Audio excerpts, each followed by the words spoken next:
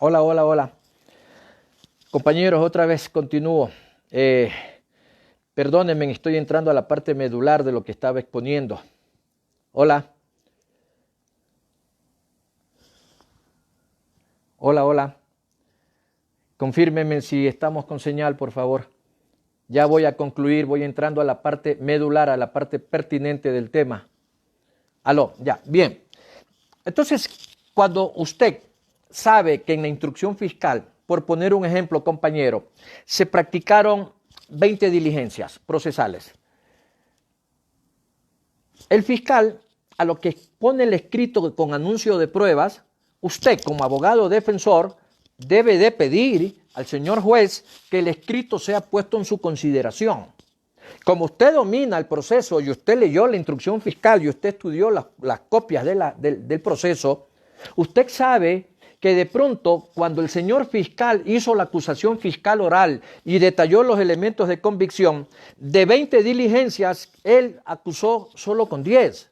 Mucho cuidado, él acusó con 10.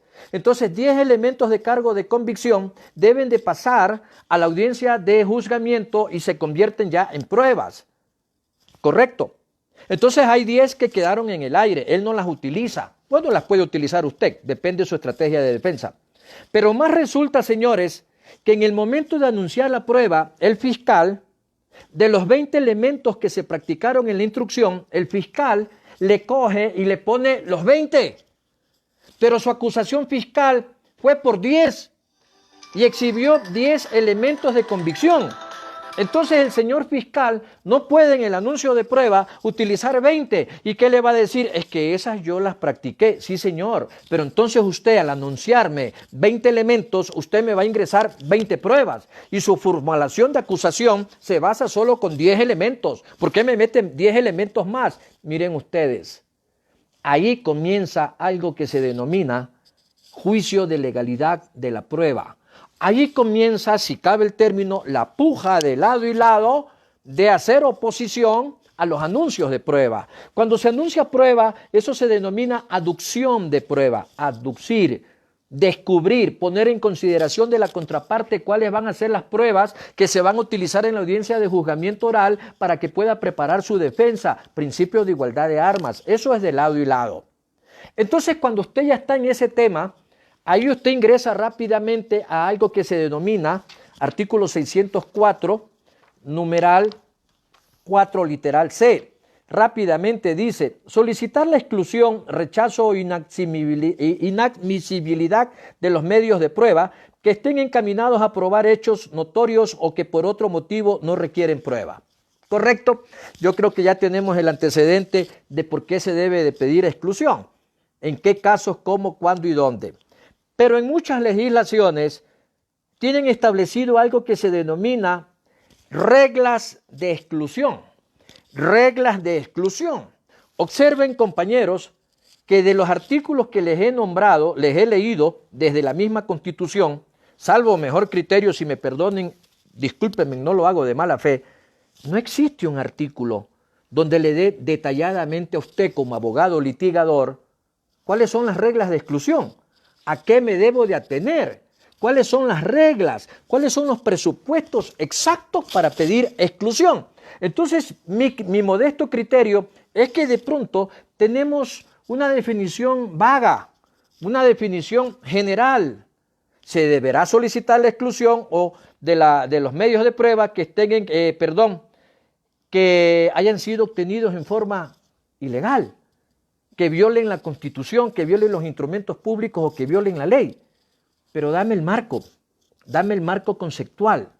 Esa parte general, especifícamela. No existe, señores. Qué pena, en la República del Ecuador no existe. Hay dos grandes sistemas de regulación de la exclusión.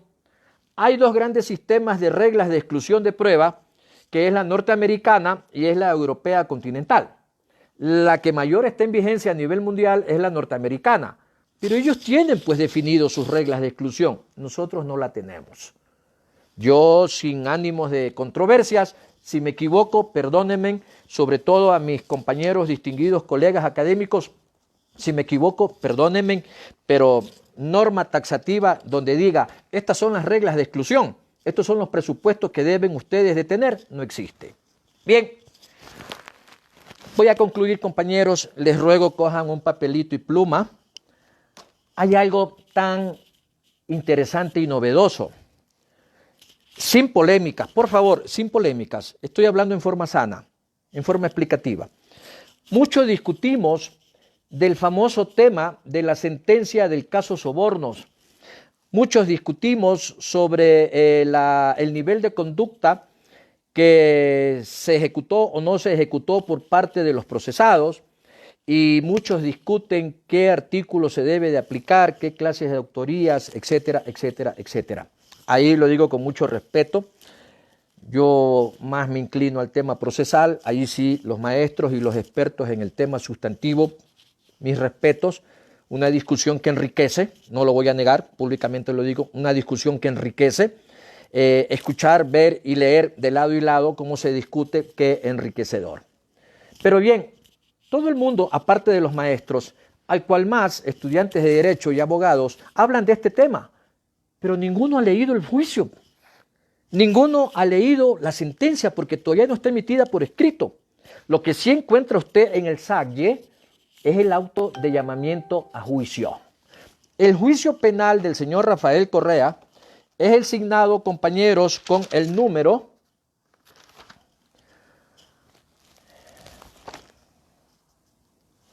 17721-2019-00029G.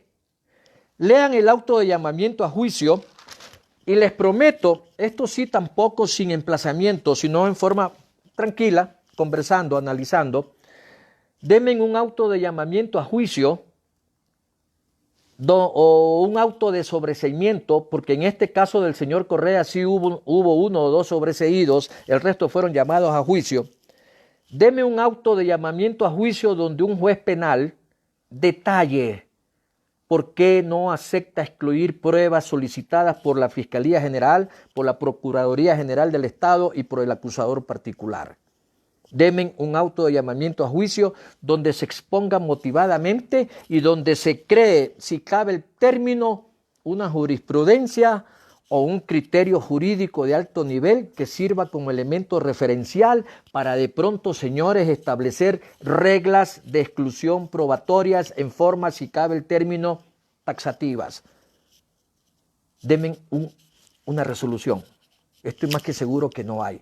¿Saben algo?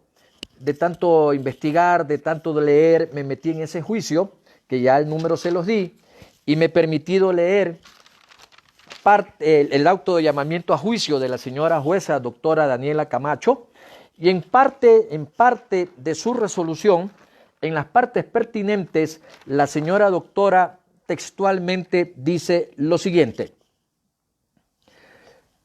quien alegue exclusión de pruebas por ser esto obtenida en forma ilegal o violentando los formalismos de carácter insubsanable, dice ella que para que eso se dé, escuchen, les voy a leer taxativamente lo que ella escribe, dice que se tiene que tomar en cuenta que esas faltas de formalismo o normas, dice, tiene que tomarse en cuenta en forma taxativa si estas faltas de formalismo o normas legales sin mandato concreto tienen o no tienen mandatos concretos estructurados por el legislador en supuestos de hecho y consecuencias jurídicas, por lo que son disposiciones claras y determinadas, por lo que se debe de identificar con claridad esas normativas, esas disposiciones. Y la mencionada jueza se permite en ese auto de llamamiento a juicio establecer, si cabe el término, yo le llamo 4 reglas, no sé si esté bien, eso queda para el debate de ustedes, yo simplemente estoy haciendo una exposición. Ella establece 4 presupuestos y el primero dice, para que se establezca exclusión de prueba, primero, tiene que el peticionario establecer qué norma prevé tal mandato o formalidad. 2, cómo se adecúa el supuesto de la norma a la práctica y obtención del elemento probatorio, o en otras palabras, ¿por qué corresponde aplicar esa norma en la práctica del elemento reprochado? 3. ¿En qué sentido se ha incumplido la consecuencia jurídica prevista por el legislador? Y 4. ¿Cómo considera se debía proceder en cumplimiento de la norma o formalismo y por qué resulta insubsanable? A mis colegas, los distinguidos académicos, pongo en consideración de ustedes este particular. Estamos aquí frente al establecimiento ya de reglas de exclusión en forma ya detallada, en forma concreta. Pido muy comedidamente y muy respetuosamente debatamos, analicemos a futuro. Aquí hay 4 posturas puestas por una juez de Corte Nacional, porque sin ofender a ningún otro señor juez, no bastaba eso, más no faltaba, pero ninguno hace un análisis de este nivel. Simplemente te dicen en sus fallos: niego la exclusión, punto, cambio y fuera y avante. Llamado a juicio por esto y se acabó. Aquí tenemos posiblemente la génesis de algo que podría ser una determinación de reglas de exclusión que, salvo mejor criterio, no están perfectamente establecidas en el Código Orgánico Integral Penal. Señores, muchas gracias por su atención. Les ruego disculpen todas las interrupciones. Que Dios los bendiga. Muchas gracias por darme esta oportunidad. Que Dios los bendiga. Muchas gracias, señores. Hasta luego.